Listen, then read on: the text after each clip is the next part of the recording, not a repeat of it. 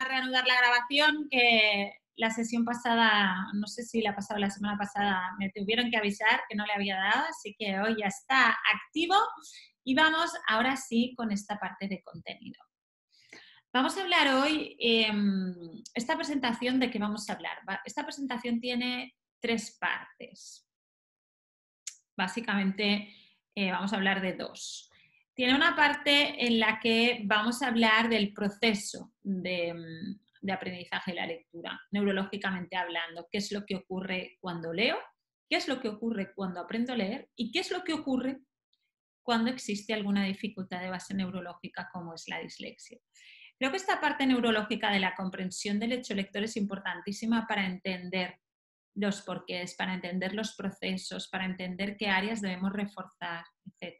¿De acuerdo? Por tanto, vamos a hablar de neurociencia de la lectura en esta parte más de aprendizaje. En segundo lugar, vamos a hablar de esta parte más de las emociones de la lectura, de qué ocurre cuando este aprendizaje se presenta algún tipo de dificultad, ya sea porque hay una dificultad de base neurológica como puede ser una dislexia o ya sea porque no estoy preparado, porque no tengo las herramientas adecuadas para iniciar el proceso y me piden empezar el proceso y entro en los bloqueos de aprendizaje. Muy, muy típicos los bloqueos de aprendizaje, especialmente típicos alrededor del mundo de la lectura. Luego veremos por qué. Hablaremos sobre qué es un bloqueo de aprendizaje y hablaremos sobre cómo podemos intervenir delante de un bloqueo de aprendizaje y qué estrategias podemos activar para desbloquearlo. ¿De acuerdo? Así que vamos allá. Vamos con la primera parte de la neurociencia de la lectura. Dos ideas clave. La primera de ellas es que no estamos genéticamente preparados para la lectura. Aún todo y que hace la escritura tiene unos 5.000 años de existencia, aún parece ser que aún no es suficiente como para que haya creado una huella genética en nuestro sistema neurológico. ¿Qué quiere decir esto? Que no estamos preparados para leer de manera natural desde que nacemos. Si bien estamos genéticamente preparados para el habla, no lo estamos para la lectura. ¿Esto qué quiere decir? Quiere decir que cuando aprendemos a leer o que durante el proceso de aprendizaje de la lectura hay algunas áreas de nuestro sistema neurológico que tenemos que reciclar para poder acceder a la lectura. Con lo cual, entender la primera gran idea que aprender a leer implica reciclaje neuronal y por tanto se trata de una actividad compleja y de una actividad que no va a tomar 2 o 3 días, sino que va a ser una actividad que vamos a necesitar tiempo y esfuerzo. En segundo lugar, para reforzar esta idea de que es una actividad compleja, la idea de que no ocurre en un lugar concreto de nuestro sistema, sino que implica la interacción de múltiples estructuras neuronales y, por tanto, con la consiguiente necesidad de liberación de energía que esto conlleva. Vamos a ver qué ocurre cuando leemos, cuando lee un lector experto, aquellas personas que ya sabemos leer, qué es lo que pasa en nuestro cerebro. Os decía antes que se trata de interacción de múltiples estructuras, mirar, todas estas son las áreas que se van activando durante una lectura.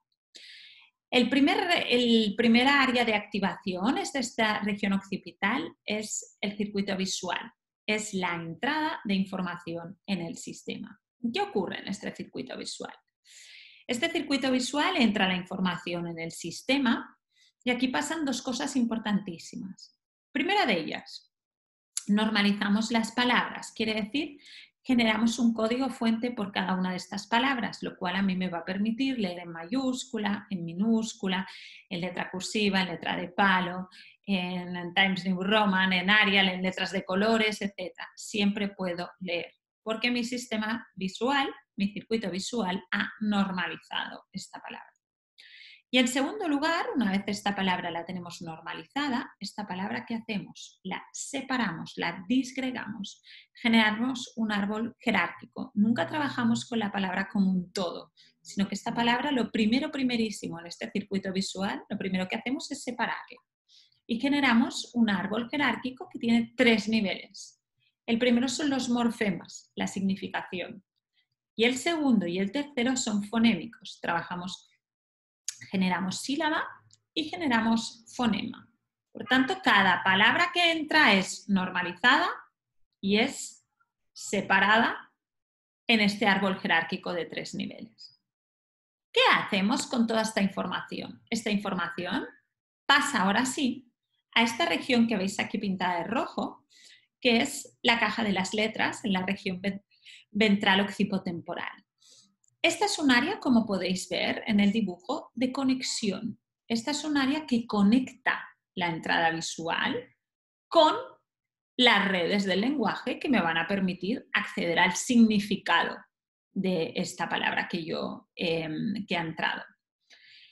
¿Y cómo lo hace esta caja de las letras? ¿Cómo conecta la información la caja de las letras? La caja de las letras es el área neuronal que tenemos que reciclar para poder acceder a la lectura. Esta caja de las letras no viene de serie activada para que nosotros podamos leer. El cableado, digamos, no viene de serie. Necesitamos crearla. Cuando se inicia el proceso lector, lo que ocurre en la caja de las letras es que recicla y se crea. Su función es crear una gran biblioteca de identificación de las cadenas de letras que han venido trabajadas a través del circuito visual. Pongamos por caso, imaginaros una gran biblioteca donde voy almacenando estas palabras jerarquizadas. A medida que yo me convierto en un lector experto, en esta gran biblioteca hay más información. Al principio del proceso lector, esta biblioteca está vacía, no hay contenido, tengo que crearla, ¿de acuerdo? Porque es el área que se recicla. Decíamos que aprender a leer implica reciclaje neuronal. Pues el área que reciclamos es esta caja de las letras.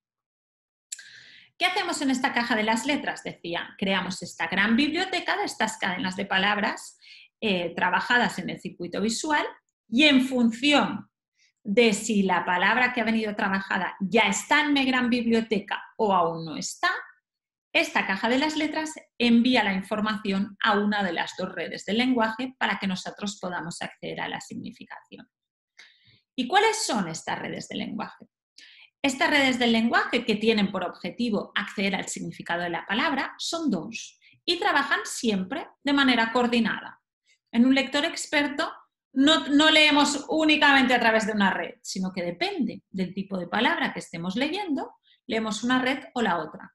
¿Qué nos ocurre a los lectores expertos? Que no somos conscientes de cuando usamos una red o la otra. A eso le llamamos fluidez lectora, cuando las redes del lenguaje se coordinan de tal manera que nosotros no somos ni conscientes.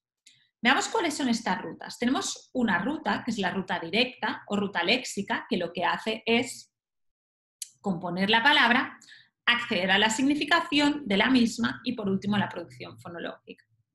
La otra es la ruta indirecta o ruta fonológica. ¿Qué hace? Compone fonológicamente la palabra, compone letra a letra cada uno de las partes de la palabra, compone fonológicamente la palabra y trata de acceder a la significación.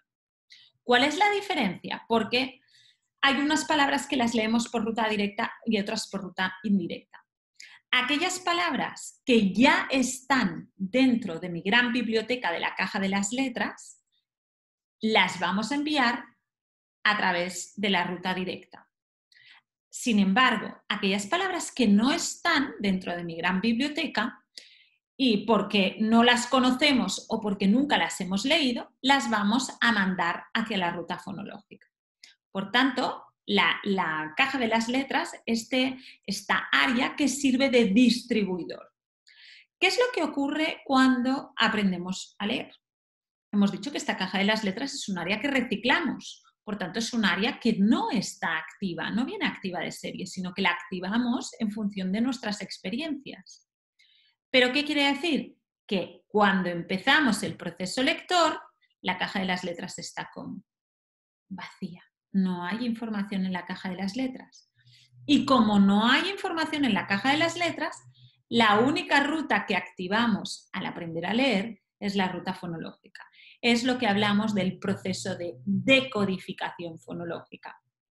Por esto, las metodologías que se enfocan mucho en la ruta directa no tienen demasiado sentido en el proceso de aprendizaje, porque la única ruta que activamos es la ruta fonológica. ¿Cuándo empezamos a activar la ruta léxica? Pues cuando esta caja de las letras empieza a tener información, a tener contenido, empezamos a activar la ruta léxica. ¿Y cómo sé yo si un niño me está activando la ruta léxica o aún no me la está activando? Pues por el tiempo de lectura. Pero, ojo, por el tiempo de lectura en relación a la palabra y al número de fonemas que tiene esta palabra. Y me explico. Cuando un niño o una niña lee una palabra muy larga, pero que conoce muchas veces, que la ha leído muchas veces, la lee más rápido que una palabra más corta que no conoce demasiado, que no ha visto nunca, quiere decir que esa palabra larga ahora sí ya la está leyendo a través de la ruta léxica porque es más rápida. Por tanto, el tiempo de lectura es una variable importantísima para ver si estamos automatizando el proceso de codificación, pero no como un absoluto, no como alguna vez he leído ¿cuántas palabras pueden leer los niños en un minuto? Oiga, pues no sé, no hay una regla, no debería haber una regla, esto no nos da información. Sin embargo, lo que sí nos da información es si el tipo de palabra, la longitud de la palabra y el tiempo de lectura. Si medimos estas tres variables, sí vamos a poder tener información sobre si si estamos activando la ruta léxica o no. Programas de entreno lector como Binding, como Glyphing, etcétera, trabajan sobre esta base. Van presentando distintas palabras y distintas pseudopalabras y me van midiendo el tiempo de lectura. Intentan buscar esto, intentan buscar presentarme muchas veces determinadas palabras y medir que ahora las estoy leyendo más rápido, por tanto estoy activando la ruta léxica. ¿Qué ocurre con la dislexia? La dislexia, que sabemos que es una dificultad de base genética y es una dificultad de base neurológica también. Quiere decir que hay un desarrollo anómalo dentro de nuestro sistema neurológico que implica varias regiones. Como consecuencia de este desarrollo anómalo de base genética, durante el proceso de aprendizaje de la lectura, si no hay un entreno, hay unas determinadas áreas que no se activan suficiente y por tanto implican que hay dificultad de acceso al circuito lector. Principalmente, el área más afectada en el aprendizaje de la lectura es la caja de las letras. Y vamos a ver un dibujo, una scan que vale más que 1000 palabras. Mirad, tenemos tres imágenes. La primera de ellas es un niño de 9 años que es un buen lector. Estos son los distintos colores, marcan las áreas de activación cuando están expuestos a palabras, a dibujos, etc. Vemos que un niño de 9 años, cuando está expuesto a palabras, que es el verde, activa esta área de aquí. Esta área de aquí es la caja de las letras. Vemos un niño de 9 años con dislexia. Cuando lee palabras, no está activando esta área de aquí. Hay una dificultad en la activación de la caja de las letras. Y si hay una dificultad de activación de la caja de las letras, ¿qué quiere decir? Quiere decir que yo tengo dificultad para conectar aquello que yo veo con las redes de lenguaje y por lo tanto voy a tener dificultad o de decodificación o de comprensión, de acceso a la significación. Como os decía, esta caja de las letras es un área que reciclamos y por tanto un niño de 9 años que tenga dislexia, a través de una serie de entreno, en este caso de base fonológica, podemos efectivamente reciclar esta área para poder sí acceder al hecho lector. Dicho esto, por tanto, la dislexia es una anomalía en la maduración del sistema neurológico que afecta en relación a la lectura, afecta a una organización distinta y nos va a afectar en este desarrollo de la caja de las letras. Dicho esto, y por tanto esto nos va a afectar o en el proceso de codificación o en el proceso de comprensión o en ambas dos, dicho esto, además de esta dificultad de base que evidentemente podemos y debemos detectar y podemos y debemos entrenar, muchas veces ocurre que dentro de estas dificultades hay además un bloqueo de aprendizaje. Vamos a ver qué es un bloqueo de aprendizaje. Un bloqueo de aprendizaje tiene su base en la emocionalidad, pero tenemos que tener clarísimo que nuestro cerebro está interconectado. No sentimos, pensamos y actuamos de manera, digamos, en tres compartimentos distintos, sino que somos un todo y trabajamos de manera interconectada. Vamos a entenderlo. Mirar, la información entra dentro de nuestro sistema neurológico filtrada por un mecanismo que es el filtro reticular. Un día, si queréis, hablamos específicamente de qué es lo que implica esto. Esta información que ha sido filtrada a través de este filtro reticular viaja hasta la amígdala, hasta el sistema límbico, y nuestro sistema límbico genera, a través de la amígdala, el sistema límbico cerebro emocional, a través de la amígdala genera una interpretación emocional de esta información que ha entrado a través del filtro reticular. Y en el caso de que esta información sea interpretada y se genera un determinado estado emocional, ya puede ser el que sea, pero cuando se genera un estado emocional fuerte, como puede ser el enfado, la rabia, el miedo, la frustración, etc., este sistema límbico se hiperestimula. Cuando el sistema límbico se hiperestimula, porque estoy en una emoción fuerte, bloquea el paso de información hacia el neocórtex o cerebro racional, el que me permite el aprendizaje, la consolidación de la información, y envía la información hacia el tronco cerebral o cerebro reptiliano, el que controla mis estados de alerta y de excitación. Por tanto, en los procesos de aprendizaje, las emociones son centrales, no tienen un papel de más a más, ¿no? De que, bueno, son más o menos, son centrales. Para aprender necesitamos dos grandes condiciones. La primera es que la información llegue, captar la atención, y en segundo lugar, tener un adecuado estado emocional. Y os voy a poner un ejemplo que lo veréis clarísimo.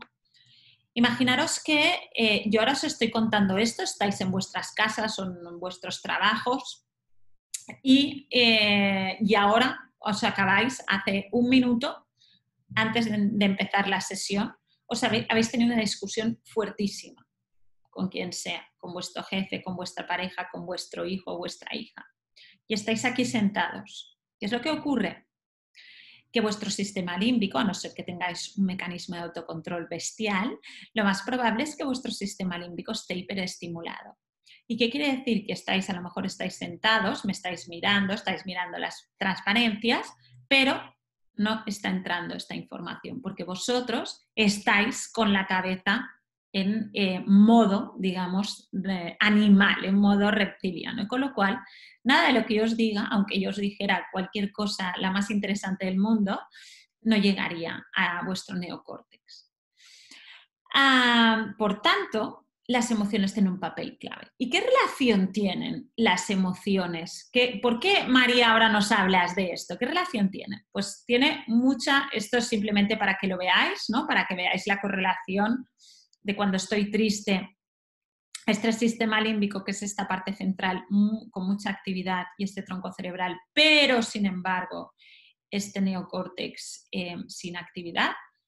Vamos a confrontarlo con la felicidad, donde está la actividad es en el prefrontal córtex y el sistema límbico y el cerebro reptiliano no muestran actividad. Por tanto, las emociones son el interruptor, son el posibilitador del aprendizaje. ¿Qué es, por tanto, un bloqueo de aprendizaje y por qué hoy hablamos de bloqueos de aprendizaje? Pues un bloqueo de aprendizaje, neurológicamente hablando, sería una hiperestimulación de la amígdala que impide el paso de información hacia el neocórtex. Y este estado de sobreestimulación, es decir, miedo, frustración, aburrimiento, incluso sabemos que el aburrimiento presenta el mismo cuadro que un miedo, etcétera, etcétera, impide, ligado a un determinado aprendizaje, a una determinada área, impide mi capacidad real para poder aprender.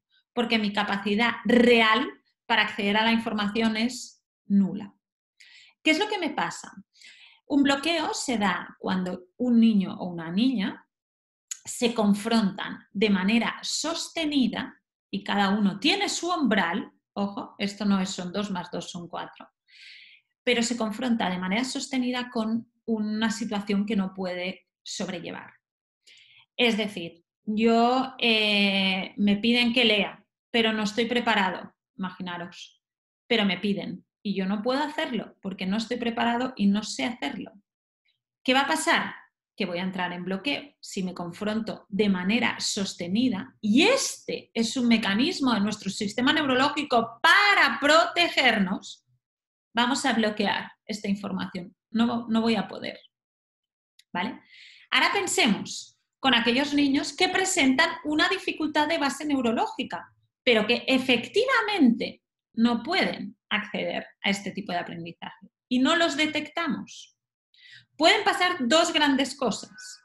O que maquillen esto, busquen otras estrategias para sobrepasar, para camuflarse, yo diría, o se convierten en camaleones, que muchos de ellos se convierten en camaleones, o puede que entren en un bloqueo de aprendizaje y por tanto no puedan, aparte de una dificultad de base neurológica, hay además un bloqueo emocional. Es muy típico que haya las 2 barreras, la barrera del bloqueo y la barrera de la dificultad de base neurológica. ¿Qué es lo que hacemos en estos casos? Pues lo primero que hay que hacer es quitar este bloqueo de base emocional, porque si no quitamos, porque si no somos capaces de encender el interruptor, de deshacer este nudo que se ha creado, nunca sabremos si además hay una dificultad de base neurológica o no la hay. ¿Cómo funciona en la cabeza? ¿Por qué hablamos en relación al aprendizaje y la lectura de bloqueos? ¿Y por qué os decía al principio que los bloqueos de aprendizaje son tan típicos, tan tipiquísimos en el aprendizaje de la lectura? Primero, porque aprender a leer es un proceso, como he dicho, de reciclaje neuronal y no es un proceso fácil, es un proceso que toma su tiempo y no siempre respetamos los tiempos.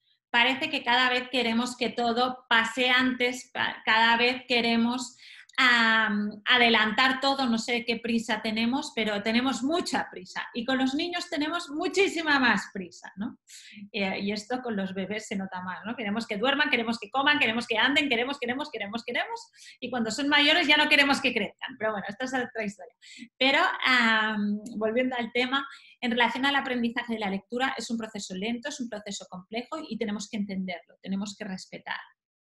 En segundo lugar, porque además de esto, además de ser un proceso lento y un proceso complejo, además hay una gran prevalencia de las metodologías globales que no ayudan, no nos dan las herramientas que vamos a necesitar activar para el aprendizaje de la lectura. Por tanto, me lo estás haciendo aún un poquito más complicado. Y por tanto, es muy probable.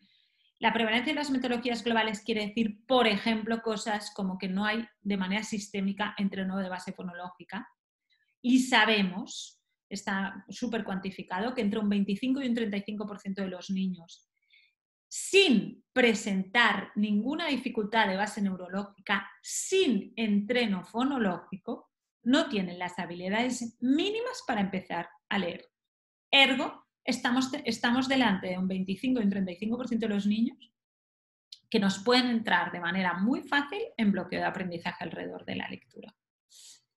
En tercer lugar, puedo tener una dificultad de base neurológica que me impide acceder a la lectura y me estoy confrontando con con una tarea que no soy capaz de completar. Y mi mecanismo bloquea por pura digamos, supervivencia.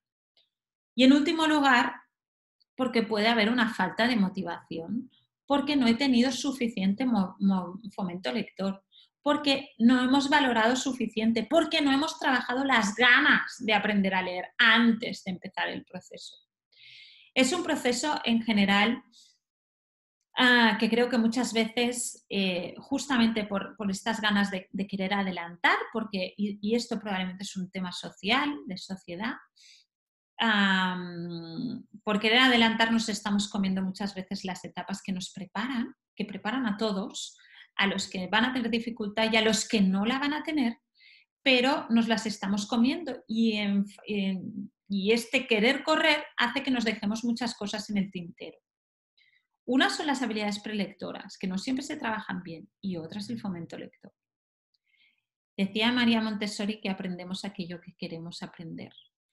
Pues si yo no quiero aprender a leer, porque no tengo experiencias positivas alrededor de la lectura, porque no valoro la lectura, porque no tengo un modelo, y estamos hablando de un proceso de base de reciclaje neuronal que sí o sí va a ser complejo, pues vamos a tener enormes dificultades. Y por tanto, a la primera que no me salga, que me va a pasar, que me va a ocurrir, que es parte del proceso, es fácil que caiga en un bloqueo. Un niño motivado, un niño que tiene muchas ganas de aprender algo, aunque no le salga la primera, va a ser más difícil que entre en bloqueo que un niño que no tiene motivación por ese tipo de aprendizaje.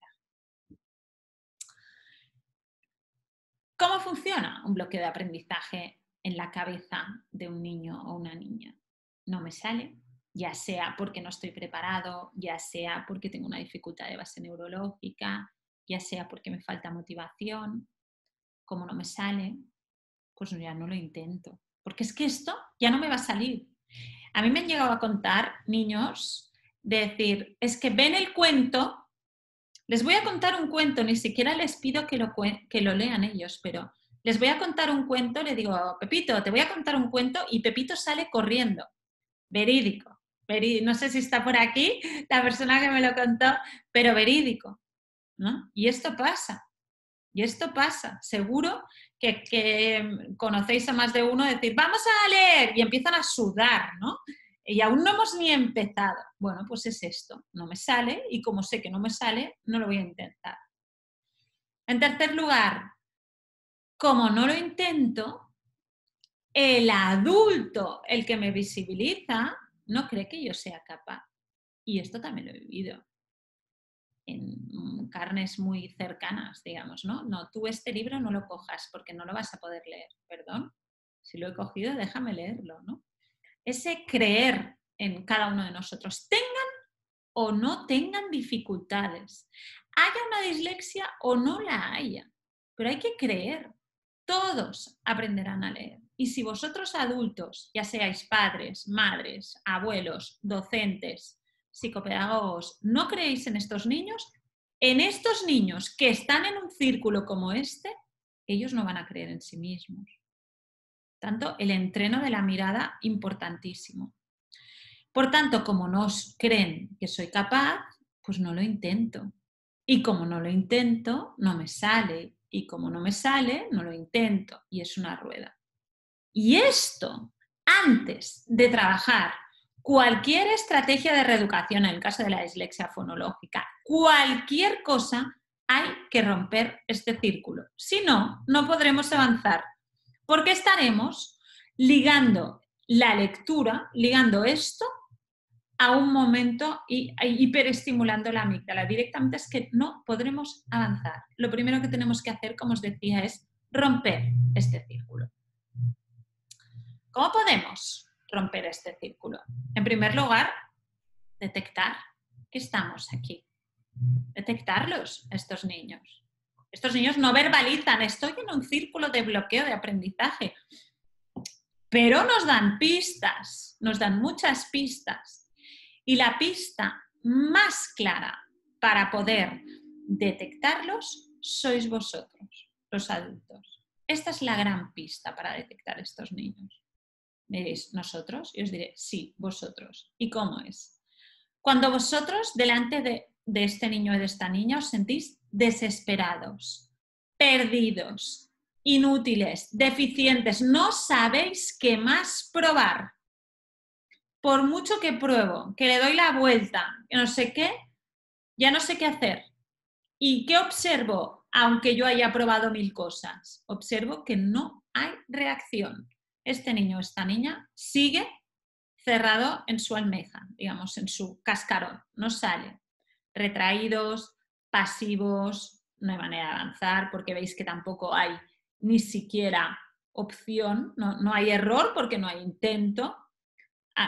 Se abstraen, ¿no? Decimos vamos a leer y sale, vamos a leer y ni siquiera se conecta. Cuando se dan estas dos cosas, cuando tú te sientes así y observas en el niño esto, aquí hay un bloqueo. Puede que además de un bloqueo haya una dislexia, no digo que no, pero bloqueo, a verlo, haylo. ¿Qué espera en realidad el niño de nosotros en este caso? Que no nos demos por vencidos, que no tiremos la toalla. ¿Y cómo podemos hacerlo? ¿Qué podemos hacer para no tirar la toalla? Pues ofrecer pequeños pasos, pequeños, muy pequeñitos, que sepamos que pueden hacer y construir desde la base. Animar el proceso y no el resultado. Y es simple de decir y complicado de hacer. Ahora vamos a ver algunas pistas para conseguirlo.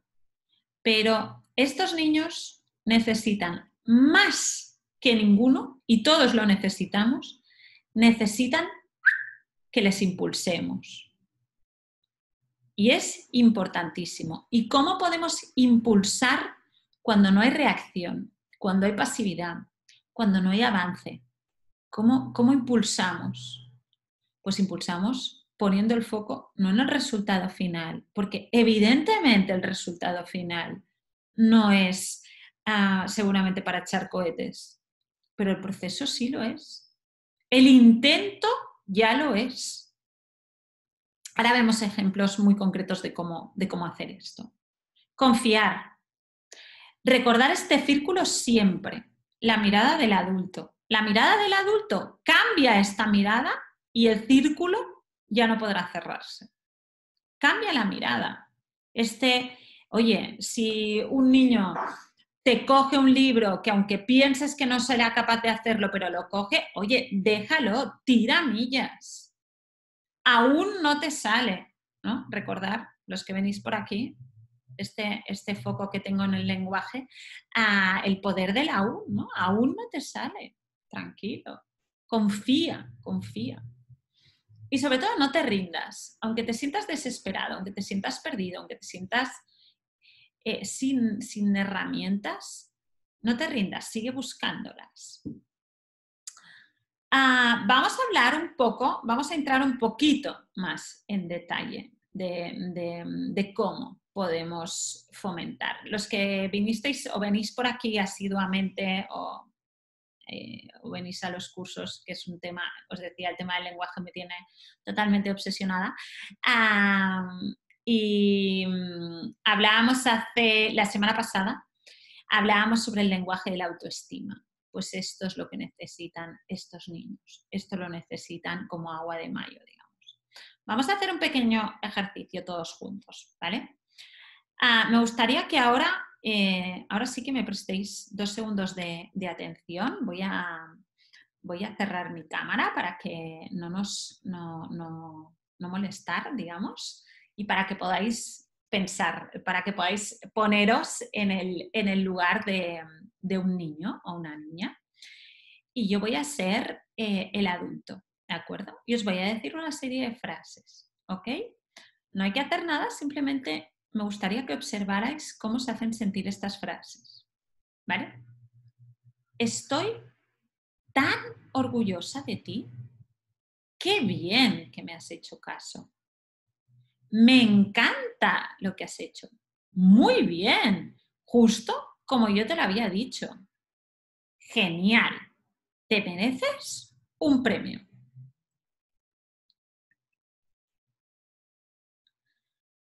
Ahora os voy a compartir algunas frases distintas y son frases de aliento. Me gustaría que de nuevo observarais cómo os sentís, ¿de acuerdo? Vamos allá. Has trabajado duro, te lo mereces. Tienes que sentirte orgulloso de ti. ¿Cómo te sientes al respecto? ¿Has visto? Lo has resuelto por ti mismo. Confío en ti. Adelante. ¿Vale? Las dos eran frases positivas, ¿ok? Intentaban animar, obviamente, por aquí no está el truqui, pero son distintas, intentan animar diferente. Ahora os lanzo una votación y me gustaría que reflexionarais un momento cómo os han hecho sentir las primeras frases, las de elogio, y cómo os han hecho sentir las segundas, ¿ok? Aparecerán vuestras pantallas y simplemente os pido este ejercicio de votación. Venga, vamos allá. Ahí la lanzo.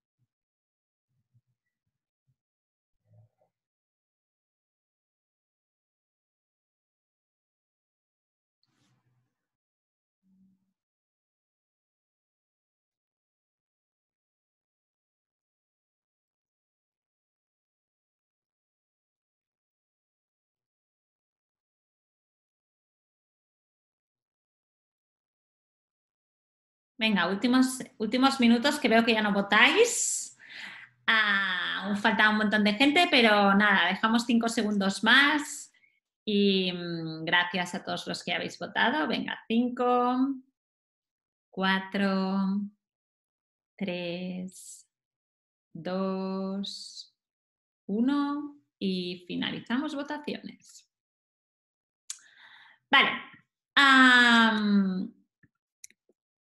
Las primeras votaciones eran las afirmaciones de elogio. Muy bien, etcétera, etcétera, ¿no? Lo has hecho como yo te lo pedía, has visto que cuando me haces caso, qué bien te sale, etcétera. El 39% de vosotros, casi un 40%, ha dicho que se ha sentido bien, le han gustado estas frases, pero habéis sentido que el foco estaba en mí, en el adulto. Yo era el centro de esta frase. Y en segundo lugar, como un 26% habéis dicho que os habían hecho sentir muy bien. Y un 21% le han hecho sentir satisfecho, bien, pero dependientes de mí. Es decir, ahora María estaba contenta, pero mañana no lo tengo claro. Las segundas frases son las frases de aliento. Has trabajado duro, debes sentirte orgulloso, cómo te has sentido con esto que has hecho, etcétera, etcétera. El 42% habéis dicho que os habían hecho sentir muy bien y el 37% que os habíais sentido empoderados, que os habíais sentido que lo habíais conseguido empoderados, entendiendo que quiere decir que has conseguido algo por tus propios medios. Por tanto, el foco ya no estaba en María, en el adulto, sino estaba en el niño. Os comparto resultados simplemente para que tengáis, para que podáis cotillear. Esta es la enorme diferencia entre el elogio y el aliento. Mirad, en uno de los cursos que hacemos sobre de educar en inteligencia emocional, tenemos una sesión, hacemos talleres vivenciales, y en una de las sesiones tenemos una sesión sobre asertividad, sobre comunicación positiva, ¿no? Y les hago hacer un ejercicio en el que, por aquí está alguna de ellas, Ana. Les hago hacer un ejercicio, creo que era en este curso, ahora me dirá Ana que no era en este, pero les hago hacer un ejercicio en el que les propongo un caso y cómo se han sentido respecto al elogio. Os voy a compartir el caso para a ver si vosotros, para acabar de diferenciar lo que es un elogio de lo que es el aliento. Imaginaros que tenéis invitados a cenar a casa y ya habéis estado toda la tarde cocinando, pero en el último momento, porque Murphy existe, se os ha quemado toda la cena. Se os ha quemado en el horno, os sabéis, vuestros hijos no sé qué ha pasado, el momento de la ducha, ¿no? Y se ha quemado. Y a 20 minutos de que llegaran los invitados, os habéis quedado sin cena. Como sois personas de recursos, habéis salido corriendo, habéis ido al supermercado, habéis comprado lo primero que habéis encontrado y habéis improvisado una cena de batalla. Bueno, llegan los amigos y uno de los comensales os dice: ¡ay, María, qué buena cocinera que eres! Es que hay que ver lo bien que cocinas y lo bueno que lo haces todo. ¿Vale? ¿Esta persona qué ha hecho? ¿Me ha dado aliento o me ha dado elogio? A ver, venga, chat. Ahora me podéis contestar por chat.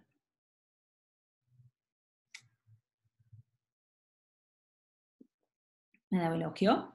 ¿Correcto? ¿Aliento? Ahí no tenemos dudas, ¿eh? Veo muchos elogios. Aliento, aliento, aliento. Elogio, elogio, elogio. Vale, me ha dado elogio. No me ha dado aliento. Me ha dicho muy bien, qué bien lo has hecho, etcétera, etcétera. ¿Vale? Me ha dado elogio. ¿Cómo os sentiríais si os ocurriera esto? ¿Os sentiríais bien con esta frase? ¿O cómo os sentiríais? Venga, chat.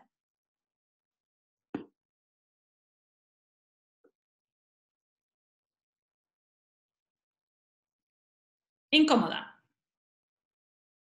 Nos podemos sentir incómodos, sí. Dudosa, también. A ver, esta persona me está tomando el pelo, me lo dice, a ver, ¿me lo dice en serio o se está riendo? ¿No? Tenemos dudas. He salido del paso apenada. Esta persona no miente, ¿no? No es honesta conmigo.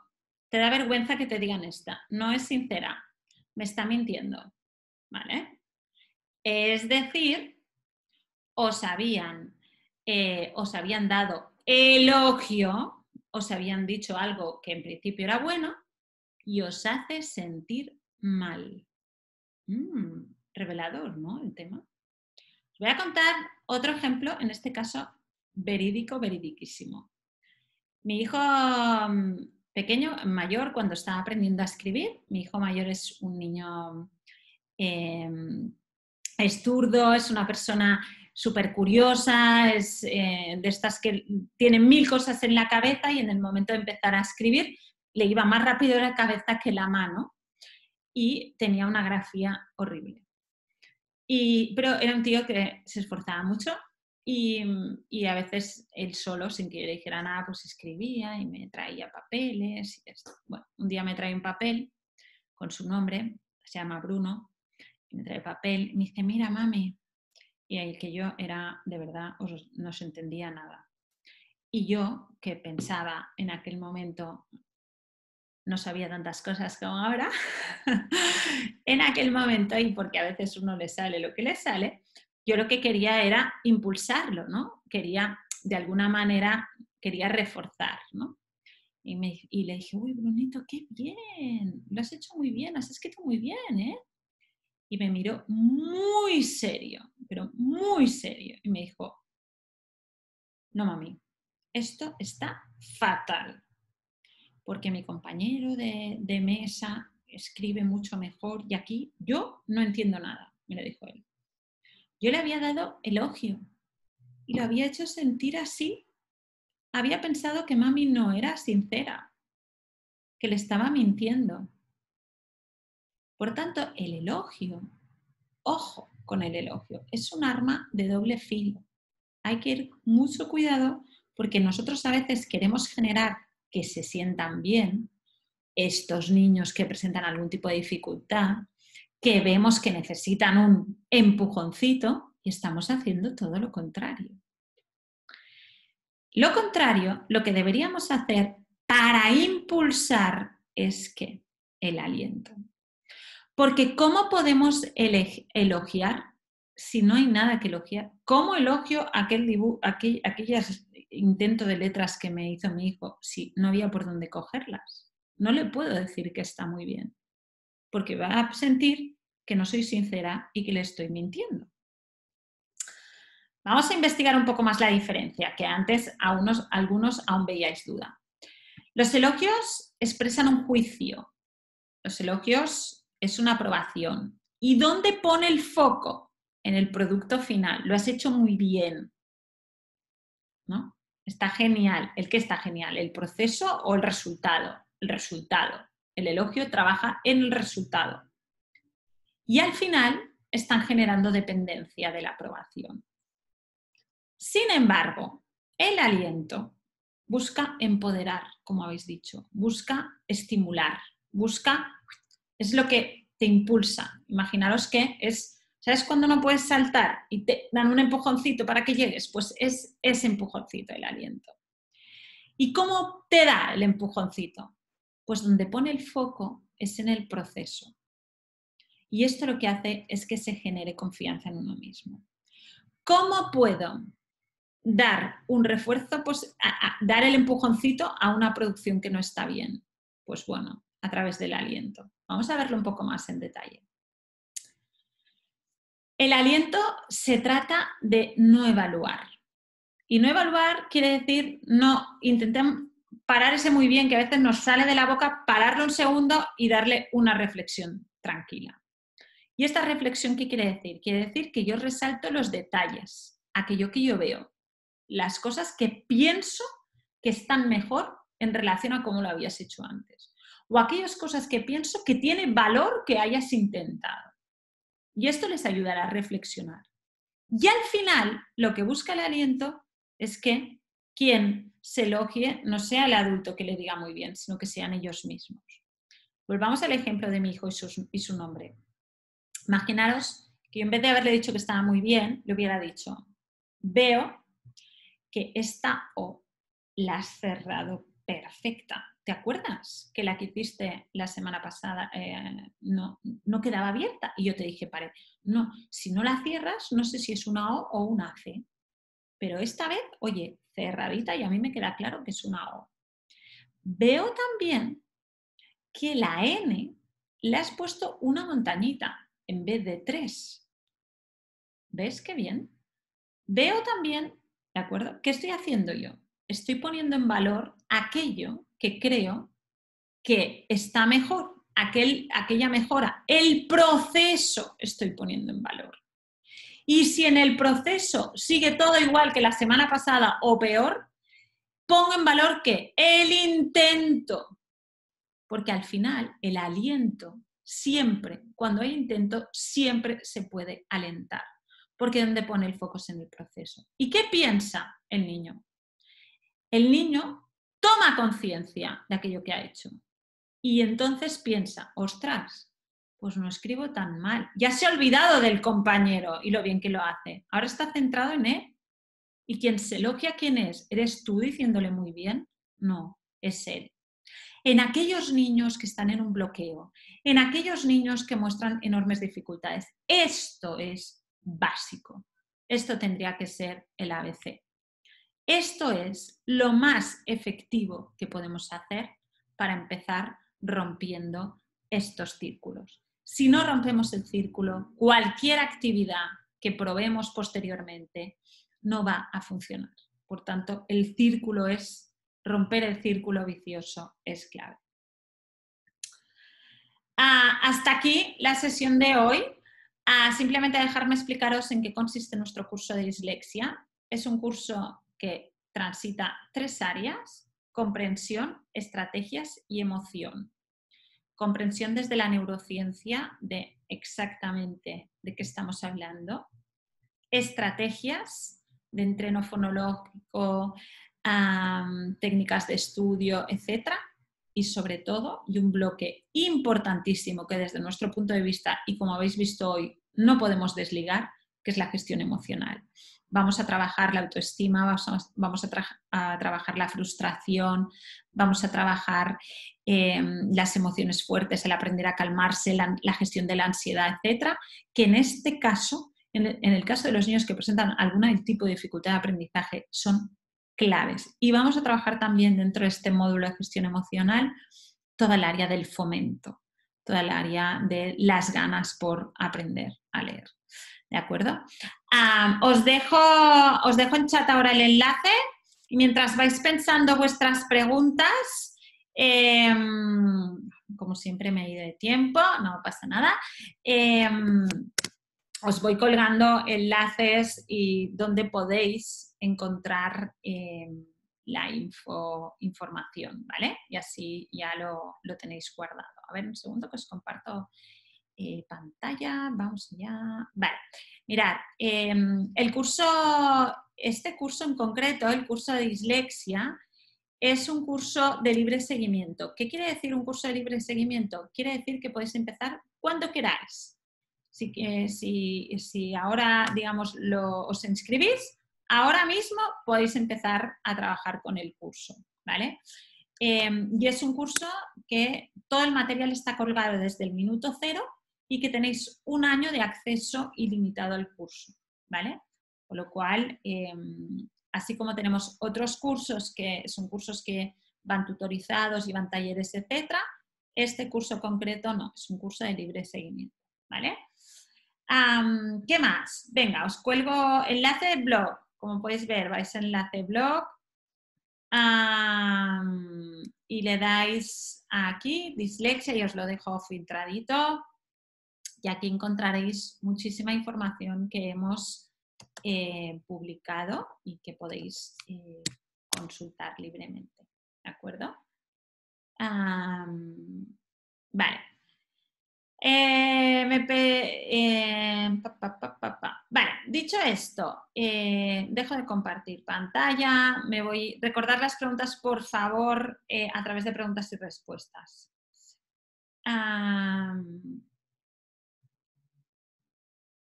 Vale, Sofi, los programas de refuerzo lector, ¿podrías escribir los autores en el chat? Yo no he hablado de ningún programa de refuerzo lector hoy.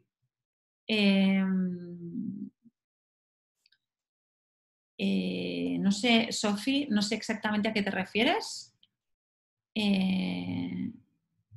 Vale, no he hablado de ningún programa de refuerzo lector, he hablado de programas de reeducación fonológica, que esta es un área que tenemos que trabajar sí o sí con los niños que presentan dislexia, pero no he hablado de ningún programa concreto, sino de reeducación fonológica.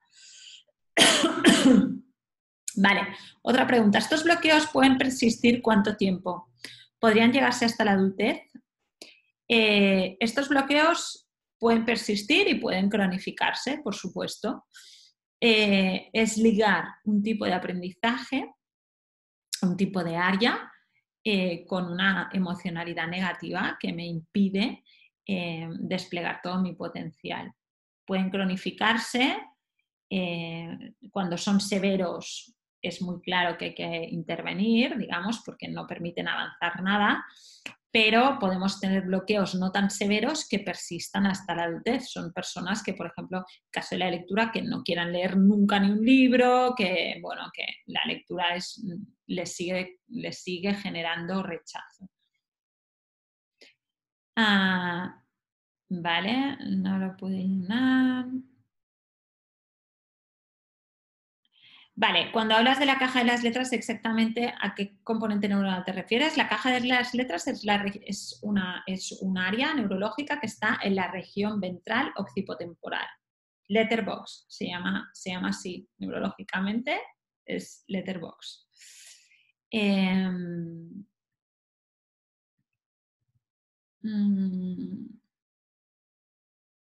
Vale. Michelle dice, yo estoy trabajando con ciencia fonológica en la parte de la sílaba con mi niño que tiene dislexia. ¿Tú crees que como ya tiene conocimiento de lectura se puede combinar poniendo el sonido y las palabras simultáneamente o solo con ciencia fonológica pura? Tiene 9 años, yo estaré tomando el curso. Vale. Lo más, para mí, hasta que no tenga, yo creo que lo más interesante es el trabajo fonológico, pero no solo silábico, sino si ves que la sílaba la domina, ya puedes pasar a las áreas de rima y de fonema. Entonces, yo dejaría muy libre el tema de la lectura, es decir, de que ellos lean, haría mucho entreno fonológico y lo que haría es lectura compartida. La lectura compartida, como os decía antes, es parte intrínseca del fomento lector y estaremos trabajando sobre las ganas de aprender a leer. Entonces, cuando ellos y ellas, si están motivados y han conseguido adquirir las herramientas fonológicas, van a pedir leer por sí mismos. Yo personalmente no les forzaría en la lectura, pero sin embargo incluiría mucha lectura compartida y trabajaría bien las habilidades fonológicas. Vale, ¿la dislexia se supera? Sí, la dislexia se supera. Ahí, a través del entreno fonológico y la reeducación, la dislexia se supera. Otra cosa es que esta organización anómala y además si esta dislexia ha sido identificada tarde y por tanto hemos generado una serie de mecanismos compensatorios, queda una estructura distinta, otra manera, otra manera distinta de entender y de pensar, pero estrictamente en relación al hecho lector sí, se supera. Vale, ¿va a haber algún webinar de neurociencia de la lectura? Ya hemos hecho webinars de neurociencia de la lectura y os animo a esperar un segundo que os comparto el canal de YouTube.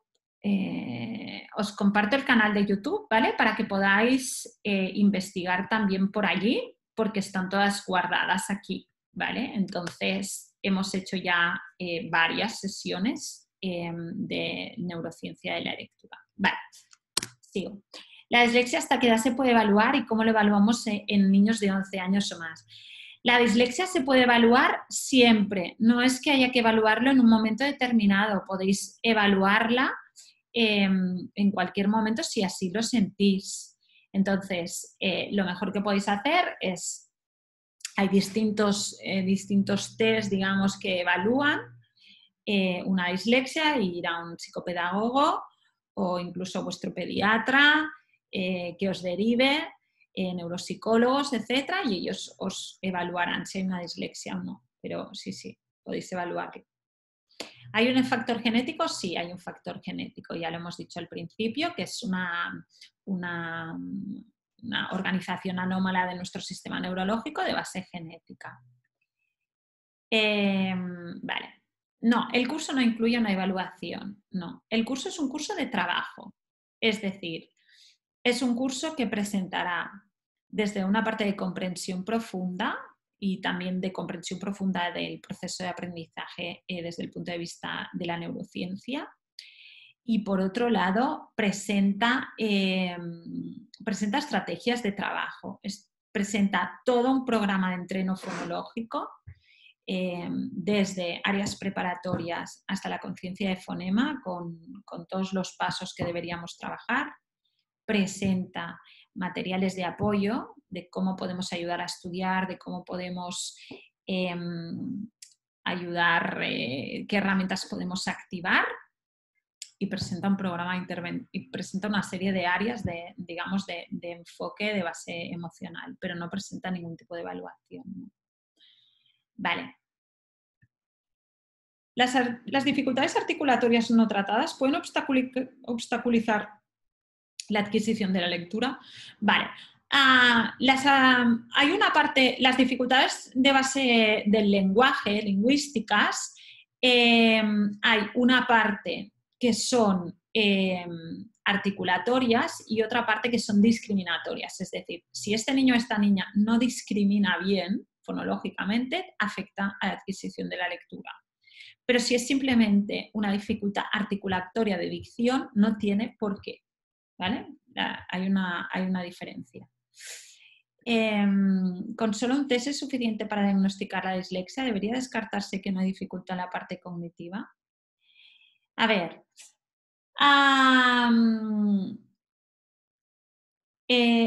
insisto, yo personalmente, bueno, hay varias maneras de evaluar si hay una dislexia.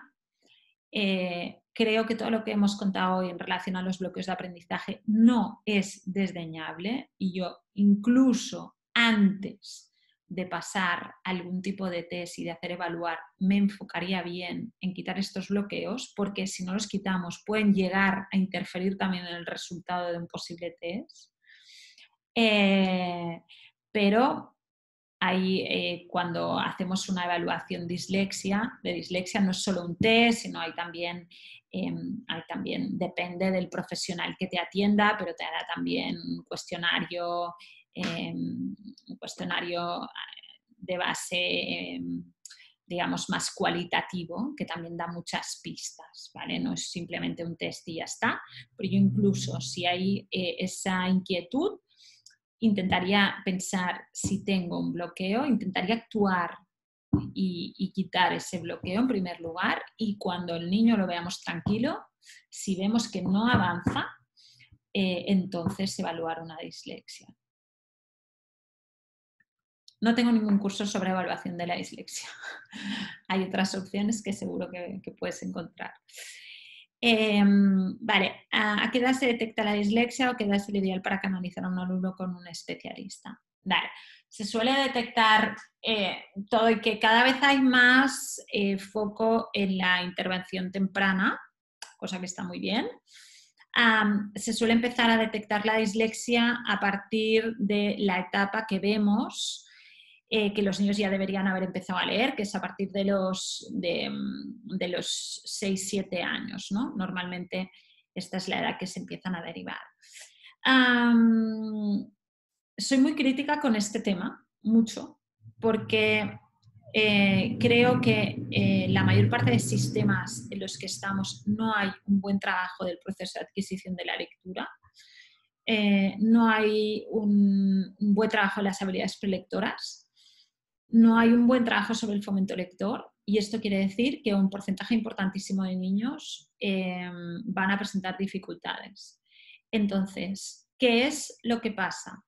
Lo que pasa es que si los queremos detectar demasiado pronto, probablemente vamos a empezar a entrar en una rueda cuando lo que ocurre es que simplemente no están preparados, no tienen las habilidades. Entonces, desde mi punto de vista, si este niño está bien preparado, tiene un buen trabajo, ha habido una preparación con él o con ella de habilidades prelectoras, etcétera, y aún así presenta dificultad, entonces yo sí lo haría evaluar.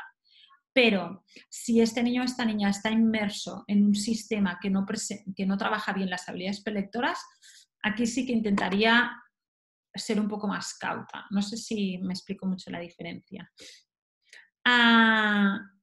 Vale, ¿cuáles son los primeros pasos para ayudar a un niño o una niña con dislexia?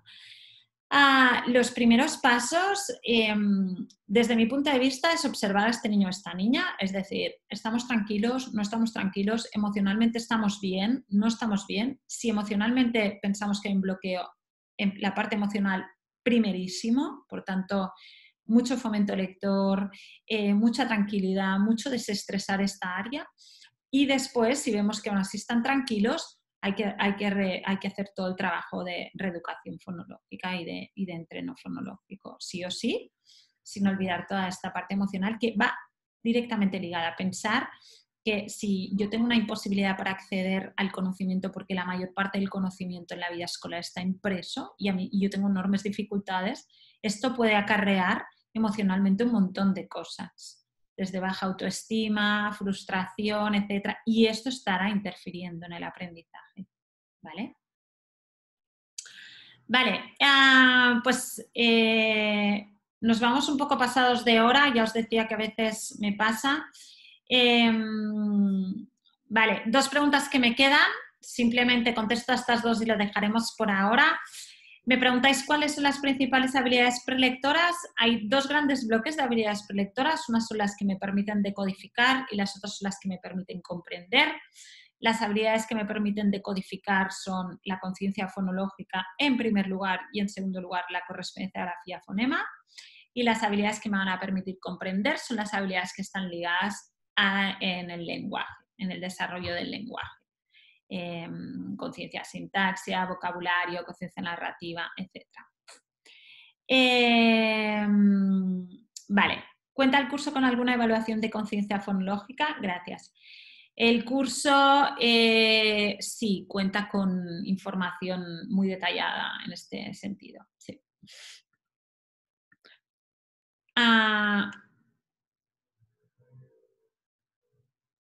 Vale. Se ha trabajado conciencia fonológica, pero en el momento de integrar leer y escribir aún le cuesta. ¿Qué nos recomendaría? Le recomendaría, vale, un niño de 8 años, vale. Habría que ver cómo se ha trabajado esta conciencia fonológica, pero sí, aparentemente se ha trabajado bien y se han trabajado todas las áreas.